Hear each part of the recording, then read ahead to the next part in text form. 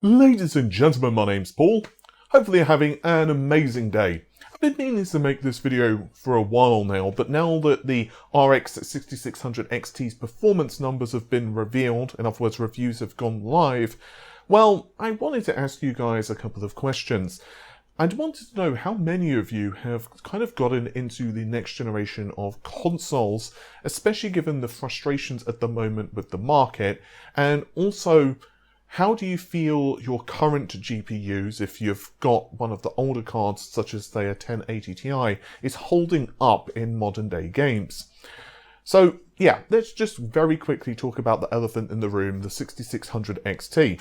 Ultimately, this is a reasonable card. I don't think there's anything terribly wrong with the performance, particularly at 1080p, it makes a pretty good case for itself.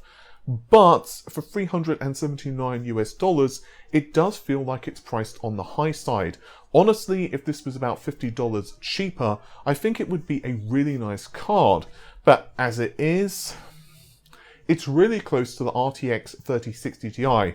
And I'm going to be very interested to see how availability kind of plays out here. From all I understand from AIBs I've been speaking to, and also a couple of other news stories that have been popping up recently, Nvidia cards seem to be becoming more easily and readily available, and AMD cards are now the ones that are harder to get hold of.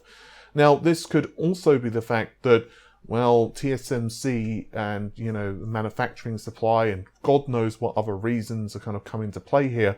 But either way, it doesn't really matter too much. It's a very interesting situation that we're left with. And so this leads me to the question that I kind of started this video out with. How many of you have just jumped to an Xbox Series X or a PlayStation 5? For this video, I'm just going to say Series X so that I don't go insane, or PS5 rather than Xbox Series S and X and whatever else. So yeah, if we just take a look at the next generation consoles, there's not that much difference in price between, let's say, a PS5, especially if you look at the digital edition, and say a 6600 XT. Now, the inevitable argument you can make against that is a very sound one. Sony and Microsoft make their cash not just from the sale of the console, but they also, of course, can rake money back, claw it back from the sale of peripherals and games on their PlayStation Network or Xbox. Microsoft have been pushing Game Pass, and you get the idea by now. But here's the thing. If you're a PC gamer, it doesn't necessarily make you feel any better, right? Because it's still money that's coming out of your pocket. It still makes your wallet lighter. And, if we take a look at, an Nvidia card, just for sake of argument, like the 3080, let's assume that there wasn't any shortages and it was available at MSRP. Well, even then, you've got to remember that not only are you buying the card with then no follow-up purchases from Nvidia unless you buy like a 4080 or something. But also Nvidia still needs to continue to provide driver updates. They need research and development for the next system and so on and so on. So it is quite different in terms of the way that it's a very different business model basically between, let's say, AMD/Nvidia or even Intel, or let's say Sony and Microsoft in that respect, or indeed Nintendo as well. But ultimately, I come back to my point a moment ago, it doesn't really make you feel any better as you're coughing up the money. And yes, an Xbox Series X, for example, is not going to be as graphically impressive as a high-end RTX 3090 or a 6900 XT, but also there's a massive price disparity. So it's kind of an interesting situation we're in at the moment. And I do feel that a lot of people seem to be kind of checked out of PC gaming. Now, personally, I own a PS5, I own an Xbox Series X, and I play on them kind of intermittently. For the PS5, honestly, I'm mostly using it for Sony exclusive games. For the Xbox, it's if I just can't be bothered to set up my PC, to be honest, as obviously there's quite a lot of Microsoft games like Gears 5, for example, I was recently playing on the Xbox again, and it's also great if I'm kind of experiencing co-op games with my friends. I don't really play like kind of competitive anymore. I just mostly play with like friends or whatever online and just, kind of mess around in co-op. And PC I still game an awful lot on. However, it's going to be very interesting to see how the PC market does get affected in the next while. There's an awful lot of tech, of course, which is coming to PC, and I don't just mean in terms of hardware. It'll be very curious, for example, how the prevalence of upsampling technology really affects things, and also in terms of APUs as well. I have to be a little careful how I say this because I've been asked to not say too much on this particular bit of info, but long story short, future AMD APUs are going to be getting a lot more powerful. I'm hearing essentially that they're going to have a unified memory system, a little bit like a console in that respect, and I was given more info on that, but I was asked to not kind of reveal too much.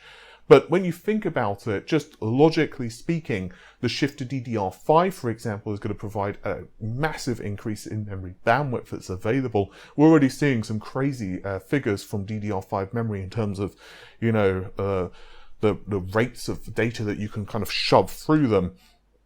And so you can make this really good case that we're going to see the shift of like lower end PC GPUs essentially become APUs. And then the mid-range onwards, of course, will be very different. Navi 31, 32, 33, for example, is looking to be insane. Like, if the rumors that I've been hearing and others are even remotely true, the performance targets of these things is just crazy. Navi 33, for example, is said to be about 50% faster than the 6900 XT, which is the current flagship card from AMD. And yeah, it's very impressive. Ray tracing performance is going to be more on par with Nvidia generationally. So from what I understand anyway, it's not going to be targeting Ampere performance. It's going to be closer matched to what Lovelace is going to be, but whether that's plus or negative Lovelace by, let's say, 10 or 20%, I honestly don't know. But getting back to the main point anyway, that is an awful lot of performance for one of the lower end SKUs, but I'm hearing that this thing at the moment is probably going to be, you know, $450 to $500 US. That's very early in terms of pricing. After all, you know, these cards allegedly are not going to launch until at least a year. I'm hearing Q4 next year. So that's an awful lot of time for changes in bill of material costs.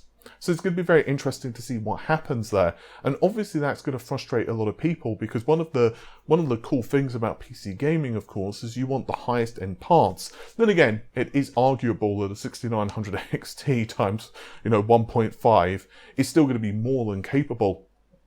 So yeah, I guess getting back to the question with you guys, how many of you have just kind of jumped onto PC gaming from a console gaming, and how many of you have done the reverse and shifted from PC to console? And are you planning to go back, or are you just staying here, or are you just kind of waiting for the market to settle down?